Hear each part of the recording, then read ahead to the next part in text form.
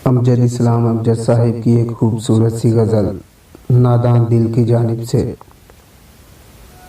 कहाँ आके रुकने थे रास्ते, कहाँ आके रुकने थे रास्ते, कहाँ मोड़ था उसे भूल जा।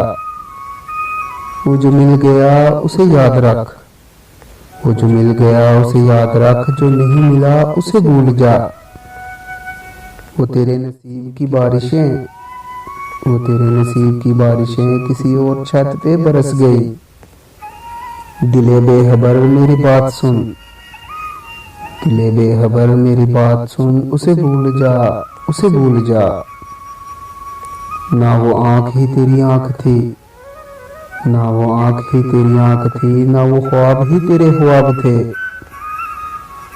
दिले मुंतजिर तो ये किस लिए तेरा जागना, दिले मुंतजिर तो ये किस लिए तेरा जागना, उसे भूल जा।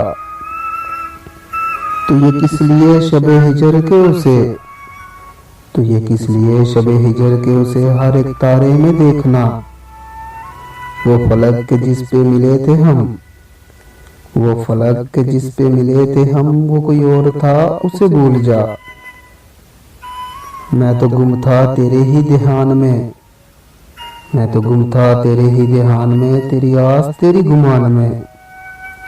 सबा आके कह गई मेरे कान में, सबा आके कह गई मेरे कान में, मेरे साथ आ उसे भूल जा। जो भी साथे जहाँ ही उलट गया, जो भी साथे जहाँ ही उलट गया, वो जो रास्ते से पलट गया, उसे रोकने से हसूल क्या।